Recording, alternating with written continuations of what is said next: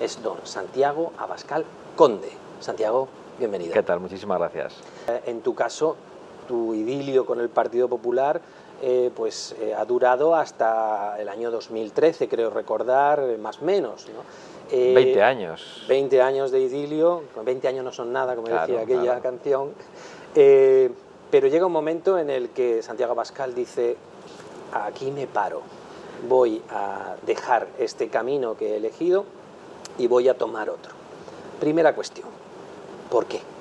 ¿Qué pasó para que un día determinado digas: no sigo por este camino y voy a participar? Porque inicialmente creo que es Vidal Quadras el que... ahora lo explicas un poquito más, pero inicialmente eran otras imágenes, otras personas las que llevaban la representación de Vox y apareces un poquito más tarde liderando este proyecto. Pero el por qué te rebelas, entre comillas, contra esa gente con la que llevabas, este partido con el que llevas 20 años, y de pronto dices: me he cansado, me voy. Para entender mi salida del Partido Popular hay que entender por qué entro en el Partido Popular, y yo creo que es lo primero que debería explicar. Al final yo me veo empujado a ser concejal en un ayuntamiento que no es el mío, sin ninguna vocación de ser concejal, ninguna vocación por los asuntos municipales, porque mi padre me dice: ayúdame a rellenar las listas en este municipio, en Llodio en concreto, porque no encontramos a gente para poder rellenar las listas. Es verdad que yo ya estaba involucrado como afiliado en el Partido Popular, pero de alguna manera es mi padre quien me empuja al frente en un ayuntamiento gobernado por Herri Batasuna, donde acabo siendo elegido como el concejal más joven, y por lo tanto en la constitución del propio ayuntamiento soy el que se ve obligado a hacerle jurar la constitución al alcalde de Herri Batasuna, que hoy está en prisión, por cierto, con lo cual tengo un bautismo de fuego en el acceso a las instituciones por primera vez. Pero es que yo llego a la política para defender la unidad de España y para defender mi propia libertad y la libertad de mis conciudadanos, para ser y sentirse españoles en mi tierra vasca. De alguna manera esa es mi vocación.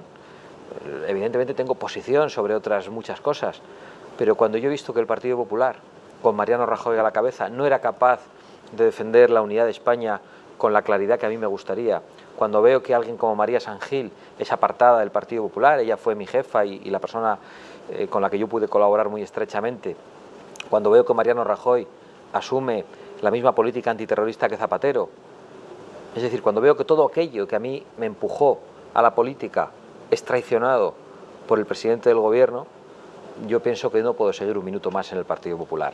Es verdad que ese alejamiento no se produce de la noche a la mañana. Es un alejamiento paulatino que yo situaría su comienzo en el año 2008, en el Congreso del Partido Popular de Valencia, en la confrontación de Mariano Rajoy con María San Gil. A partir de ahí yo empiezo a no sentirme cómodo en ese Partido Popular y finalmente en el año 2013, una vez que se asume el fin de la doctrina Parot del Tribunal de Estrasburgo y comienza la salida de terroristas a la calle, yo no puedo continuar un minuto más junto a Mariano Rajoy. Pero sí que empieza a haber ese divorcio anterior, quizás pues cuando ya se empieza a ocultar o a poner el ostracismo a San Gil, que quizás es más cercana a esa posición que tú tienes. No fue fácil el final tampoco, ¿no? No fue fácil, pero fue todo después del año 2008. De alguna manera, sí, el principio del fin se inicia en el año 2008 y a partir de ahí empiezan a apartarme lentamente, a situarme fuera de las listas, porque aquí las listas no las hacen los ciudadanos, no las hacen los militantes, las hace un señor, y todos los que están en la lista deben lealtad a ese señor. Ese es el error. Yo tengo lealtad a mis ideas. ¿Qué ocurre? Que yo he entrado en política y me he jugado la vida, como otra mucha gente. A mi padre le han querido matar 3 veces, a mí me han querido asesinar con 23 años. Entonces, cuando uno se juega la vida, no le importa jugarse un puesto de trabajo, jugarse un escaño, eso no es lo importante. Y eso es probablemente lo que ha marcado la diferencia en mi trayectoria política. A mí no me ha importado, cuando he visto que no compartía las ideas, que no compartía los valores que se estaban defendiendo, no me ha importado apartarme y no me ha importado irme al paro, con 3 hijos, ahora espero el 4º. Enhorabuena. Muchas gracias. Y bueno, esa es mi trayectoria, ¿no? Y la verdad que estoy muy satisfecho, muy orgulloso de lo que he hecho. He cometido errores sin ninguna duda y además en un partido político nunca se está compartiendo todo. Yo cuando me encuentro a gente que me dice respecto a Vox, yo comparto el 99%, pero, y pone ese pero grandísimo, y digo, no, ese pero es pequeñísimo, compartes más que yo. Yo, incluso siendo el líder de una organización política, no digo lo que me viene a la cabeza, yo acuerdo con mis compañeros, que es lo que decimos, hay veces que algo que a mí me gustaría decir no es compartido con mis compañeros y no puedo decirlo como a mí me gustaría, que es mi posición en contra del Estado de las Autonomías, que además se ha ido clarificando cada vez más. Tenía esa discrepancia, pero bueno, había un Partido Popular que con Jaime Mayor Oreja y con José María Aznar aplicó una política antiterrorista decente. Había un Partido Popular firme en sus políticas económicas, firme en cuanto a la posición internacional de España, es decir, había cosas importantes que yo compartía, aunque no lo compartiera todo. A día de hoy con Mariano Rajoy no comparto nada, pero nada. Hay quien me diría, hombre, es una posición demasiado tajante. Me gustaría, para que mi posición fuera más creíble, encontrar un elemento para decir, hombre, el gobierno lo ha hecho bien en esto, pero mal en lo otro. Pero de verdad que no lo encuentro. Y alguno me dirá, hombre, la política económica. No, la política económica es la que ya había empezado Zapatero a las órdenes de Merkel en los últimos años también. No, la deuda de los socialistas. La deuda de los socialistas la ha aumentado Mariano Rajoy. Hay déficit todos los años teniendo una deuda pública al 100%. Ya no digamos los impuestos, la política antiterrorista, los brazos cruzados ante Artur Mas, la ley de memoria histórica. No hay un solo elemento en el que Mariano Rajoy no haya traicionado a las personas que le votamos. Y Santiago, ¿qué te encuentras en Vox? ¿Qué es Vox realmente para que el ciudadano lo entienda? Porque me vas a disculpar una cosa, pero no sé si me disculpas o no me disculpas en el sentido de lo que te voy a decir, pero hemos oído poco de Vox. Se oye poco, pero cada vez más. Y bueno, se entiende algunos de una manera peyorativa de la ultraderecha, ¿vale? Y eso es obvio que eso pasa, la ultraderecha. Yo, para estudiar esta entrevista, he leído los planteamientos y no me parecen tan ultraderechistas, pero creo que es el momento en el que el líder, el candidato a presidente del partido, explique esa llegada tuya a Vox y el por qué Vox y no otras opciones, porque lo sabía. Aporta una cosa clarísima, que todo lo que los españoles nos decimos por WhatsApp se pueda decir en la tribuna de oradores del Congreso de los Diputados. Todo lo que los tantos españoles, tantos millones de españoles sienten y no ven representado en ningún político. En Vox nos atrevemos a decir, y yo me atrevo a decir todas esas cosas. Yo me atrevo a hablar de lo que ningún partido político español se atreve a hablar. Claro, aquí es muy fácil, enseguida te catalogan en una posición extremista, de ultraderecha. Nosotros no somos de extrema derecha, somos de extrema necesidad para España, porque en España no hay derecha. En un país como España, en el que todo se mueve hacia la izquierda, en el que aparece Podemos, que es extrema izquierda, en el que el Partido Socialista mirando a Podemos se mueve hacia la izquierda, en el que el Partido Popular mirando al Partido Socialista se mueve al centro, centro-izquierda. El Partido Popular ya no dice que es de derechas. He compartido tertulias con algunos de sus diputados y me dicen, sí, vosotros la derecha y nosotros el centro. ¿Qué pasa? En un país democrático como España no hay derecha. Es terrible. ¿Cómo va a haber izquierda y centro si no hay derecha? ¿En relación con qué lo son? Pues mira, en relación con Vox. Vox no tiene ninguna vergüenza en hacer un llamamiento a las personas liberales, conservadoras, democristianas, personas a las que les mueve el patriotismo, personas que les mueve el sentido común, que no entienden de esas etiquetas. Y toda esa gente cabe en la casa común de la derecha. Nadie quiere representarlo en España. Nosotros sí. Claro, cuando uno dice, pues sí, nosotros representamos a la derecha, inmediatamente le quieren colocar el San Benito de, sois la ultraderecha. Pero, ¿cuál es el problema? Que a nosotros no nos atemoriza eso. Y yo estoy dispuesto a explicarlo, para que la gente nos conozca. Lo que quiero transmitir es que no nos da ningún miedo, que nosotros no empleamos un segundo en justificarnos ante nadie. Que uno nos llama ultraderechista, digo, pues que será usted marxista, leninista, partidario de Fidel Castro o proetarra. Pero vamos, no perdemos un segundo. Mire, si defender la unidad de España, si defender el derecho a la vida, si defender que queremos unos impuestos bajos y que Montoro no nos tenga cogotados, si defender que el Estado de las autonomías es una ruina, si defender que España merece tener un peso en la escena internacional, si todo eso es ser fascista, pues es que hay millones de fascistas en España. Nosotros no somos eso. Nosotros queremos representar a toda esa gente que quiere una España unida, que quiere las cosas sensatas, las cosas que de verdad queremos tantos y que no está dispuesta a dejarse acogotar por la izquierda como sí está dispuesto el Partido Popular. Y es verdad, esos San Benitos nos han traído problemas. Mencionabas el caso de la agresión. del atentado político contra nuestra compañera de Cuenca, contra Imma Seguí, una niña de 19 años, que tuvo la valentía de asumir el liderazgo de Vox en Cuenca y presentarse a la alcaldía cuando gente de otras generaciones no se atrevía, gente con otra posición social, abogados, médicos, no fueron capaces de dar el paso, y lo dio una estudiante. Bien, pues a esta chica, a la salida de su casa, a las 8 de la mañana, se le acercaron 3 individuos, la golpearon llamándola fascista, a ver si ahora eres tan valiente. Y de repente todos los partidos políticos lo condenaron. Podemos, Partido Socialista, Partido Popular. Muy bien. Agradecemos esas muestras de solidaridad y de condena, pero pedimos una reflexión. Incluso Monedero lo condenó. Pero es que Monedero había dicho hace poco, quiero que el miedo cambie de bando. Y Pablo Iglesias dijo, hay que salir a la caza del fascista. Y Zapatero nos ha traído una ley de memoria histórica que pretende enfrentar a los españoles. Decir que hay españoles buenos y malos, que la derecha es mala y la izquierda buena. Y incluso el Partido Popular, alguien como Javier Maroto, que ahora se casa con su novio este fin de semana, dijo cuando se fundó Vox que eso era la ultraderecha, el fascismo. Claro, luego hay alguien que se toma la justicia por su mano y que pega a una niña de 18 años en una democracia porque defiende todas estas ideas que nosotros estamos defendiendo. Explícanos un poquito más la razón principal por la que entiendes que esto, o la que entiende tu partido, que las autonomías han fracasado. Nosotros pensamos que España es una nación, una gran nación, de ciudadanos libres y de ciudadanos iguales, habría de serlo. España no es un agregado de territorios. Los españoles estamos extraordinariamente mezclados. Mi padre es vasco, hijo de un señor de la montaña de Santander y de una vasca de Caserío. Mi madre es gallega, hija de una gallega de Lugo y de un señor de Madrid. Estoy seguro que si me transmites tu genealogía habrá algo parecido. Mi padre de Marruecos, cuando era español, yo sevillano y mi madre de Valladolid, sí. Y estamos en Alicante. A eso voy. Los españoles estamos extraordinariamente mezclados. Son muy pocos los españoles que pueden decir mi padre, mi madre, mis abuelos son todos de este pueblo. Eso es una cosa del pasado. Entonces no tiene ningún sentido que nos hayan querido enfrentar entre nosotros, que nos quieran decir que somos diferentes. Incluso aunque en algunos sitios haya lenguas no propias, porque el español también es la lengua propia de los españoles en toda España, sino lenguas regionales. Eso no nos hace diferentes. Los españoles tenemos una historia común. Tenemos que ser capaces de mantener el proyecto común de España.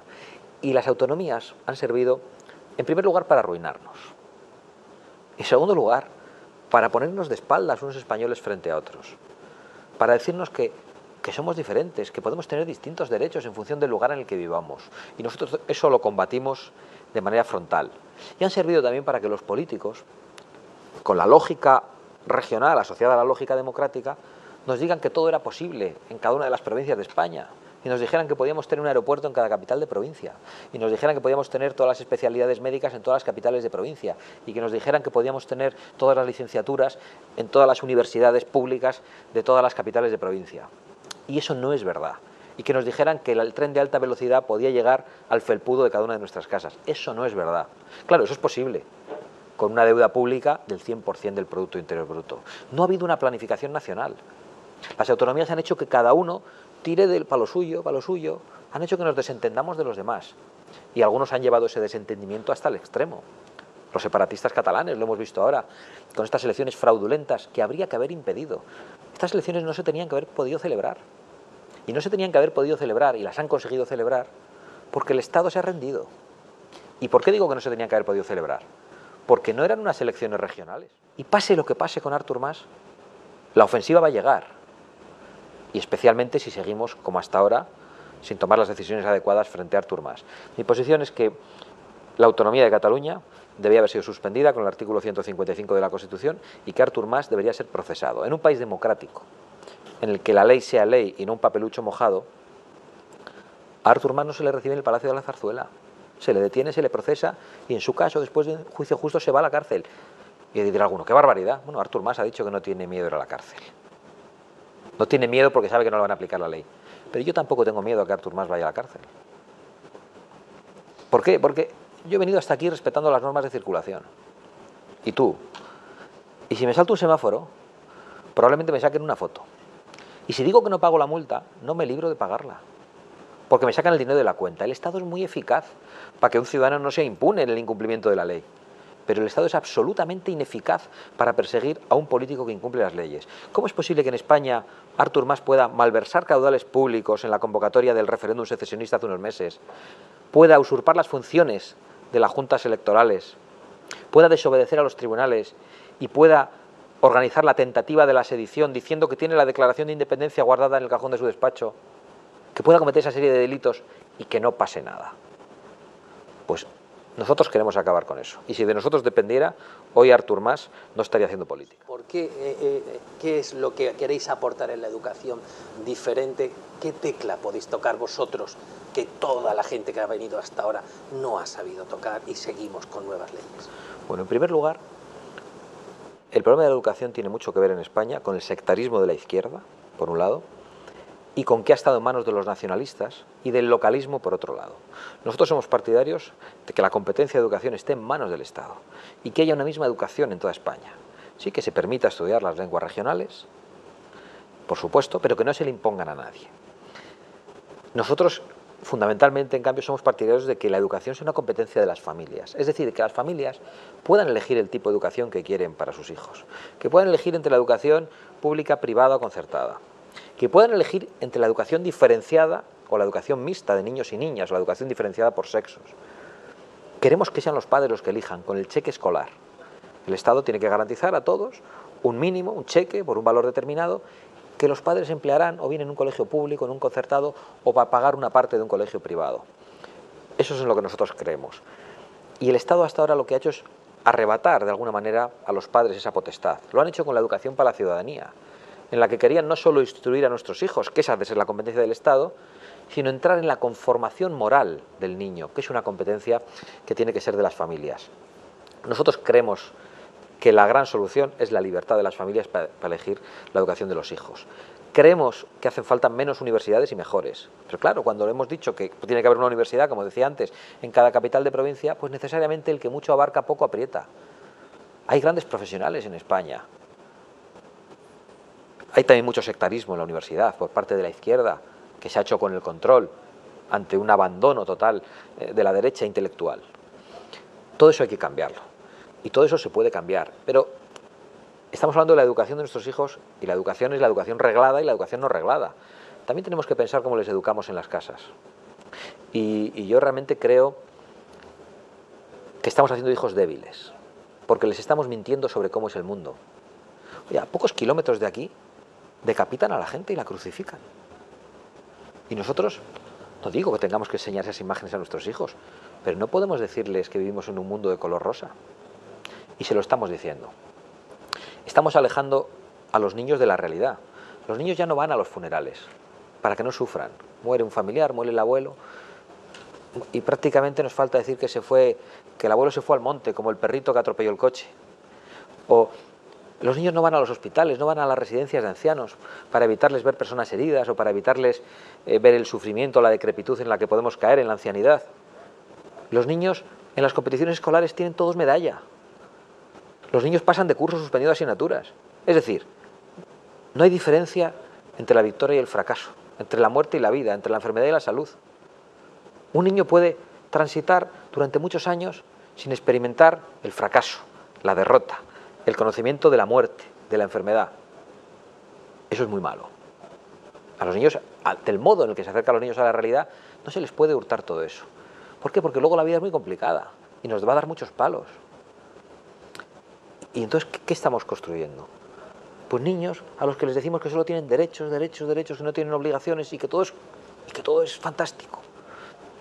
Y yo creo que eso es demoledor. Pero ese dinero público habrá de emplearse en lo que de verdad importa. No puede emplearse el dinero público, como decía, en traducir a españoles que ya nos entendemos en una lengua en el Senado. Eso es una estafa, es un teatro.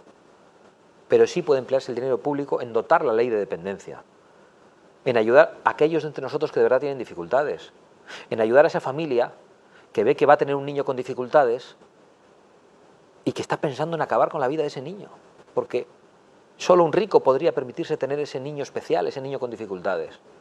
A esa familia tiene que ayudarle el Estado, le tenemos que ayudar todos. A las familias numerosas tenemos que hacer que la demografía de España y de Europa sea mejor. plan de natalidad. Plan de natalidad, absolutamente. Pero no solo, porque el problema de la natalidad y demográfico está detrás de muchos otros problemas, no solo del sostenimiento de nuestras pensiones, incluso de eso que nos viene, del empuje islamista, que es un empuje demográfico y que es un empuje cultural, en valores o en contravalores. Vienen poblaciones muy jóvenes, con un gran empuje demográfico y que creen fanáticamente en sus posiciones, que son las contrarias a las nuestras, y se encuentran en una Europa descreída, decadente, que ha abandonado sus valores. ¿Cuál es la posición vuestra con respecto a esta situación de los refugiados? Pues mira, la de que ese planteamiento es una locura. Yo he sido el primer político español en viajar a Irak después de la constitución del Estado Islámico, en visitar los campamentos de refugiados, en visitar a las tropas Peshmerga. Y conozco de primera mano el problema. O sea, no hablo a humo de pajas. Y creo que hay una gigantesca demagogia en relación con la crisis de refugiados. No se puede hacer política con una imagen lacrimógena, que a todos nos afecta.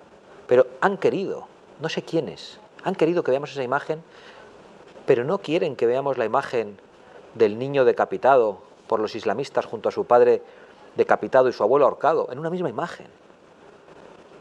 Tenemos que saber quién viene. Tenemos que saber si los que vienen de verdad son refugiados o no son refugiados. Tenemos que analizar caso a caso.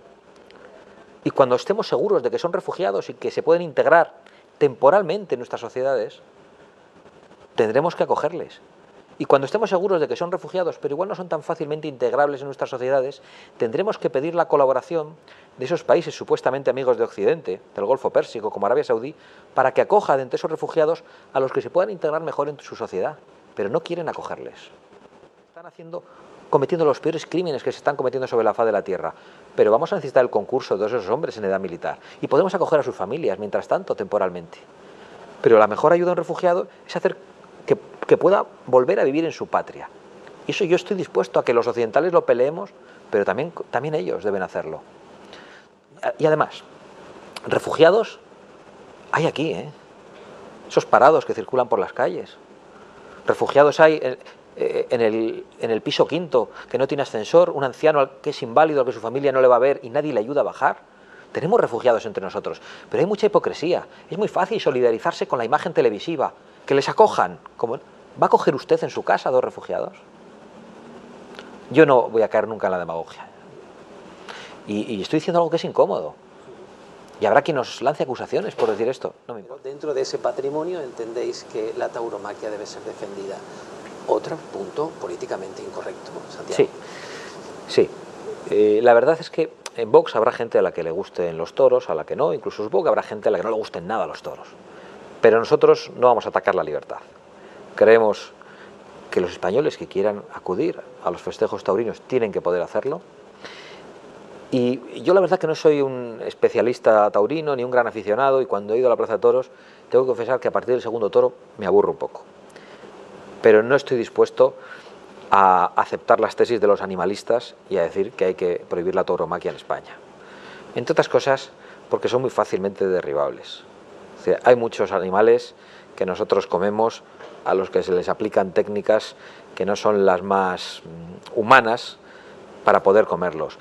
Y es un tema en el que hay una gran demagogia, Luego es que, claro, muchos de estos que arremeten contra los festejos taurinos, no existiría el toro bravo sin los festejos taurinos, no existiría la especie, y una parte pequeñísima, un 5% de los toros bravos creo que son los que mueren en la plaza, el resto pastan libremente siempre. Pero es que mucha gente que se escandaliza y se rasga las vestiduras con esto está dispuesta a trocear a un niño en el vientre materno. Esa es la otra de la cuestión, porque nosotros absolutamente opuestos al aborto, pero ¿en qué medida? Estamos hablando de que incluso en esas circunstancias en las que hay el daño que se pueda producir, físico, psicológico, a la madre, las malformaciones, no hay medida dentro de Vox en esa defensa de la vida, en esa defensa de esa lucha contra el aborto, o sí que hay algunos matices? Estamos hablando de la vida humana y para nosotros eso no admite matices. ¿Qué quiero decir con esto? Que nuestro objetivo es el aborto cero. Sabemos que vivimos en una sociedad que ha aceptado no ya el aborto en determinados casos, sino incluso el aborto como una práctica anticonceptiva. como ha habido sociedades que han aceptado el esclavismo, los sacrificios humanos, y hoy vivimos una sociedad que ha aceptado con naturalidad todo eso. Tenemos que cambiar el modo de ver nuestra sociedad y tenemos ante el aborto que dar información, que dar asistencia y que dar alternativas a las familias. Muchas veces el drama del aborto es el de una chica que piensa, la han convencido todo su entorno, tienes que abortar porque no vas a poder sostener a este niño, y ese es el daño psicológico. Pues para eso sí tendrá que estar el dinero público, para ayudar a la gente entre nosotros que tiene más dificultades. Muchas veces quiere acabar con la vida de un niño porque viene con algún problema físico. Hay gente en España dispuesta a adoptar a esos niños. Los españoles van a adoptar a China o a Rusia.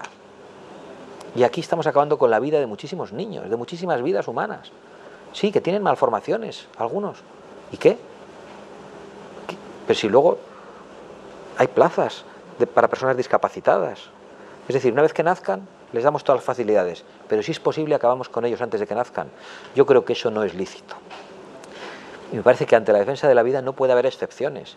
Y yo sé que en este debate siempre hay, y me he encontrado a un izquierdista que para intentar acabar con el debate, que nosotros lo planteamos en términos de ayudas fundamentalmente, dice, vosotros lo que queréis es que una mujer violada tenga que dar a luz. Y me lo dices tú, socialista, que no estás dispuesto a aplicar la cadena perpetua a los violadores, a esos que salen y vuelven a violar. ¿Me lo dices tú, socialista? No, es que las violaciones que hay en España en gran medida son cometidas por expresidiarios que han vuelto a salir.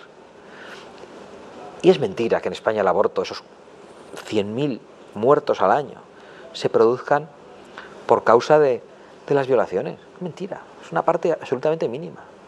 El aborto en España se ha convertido en una práctica eugenésica y anticonceptiva, y eso tenemos que combatirlo.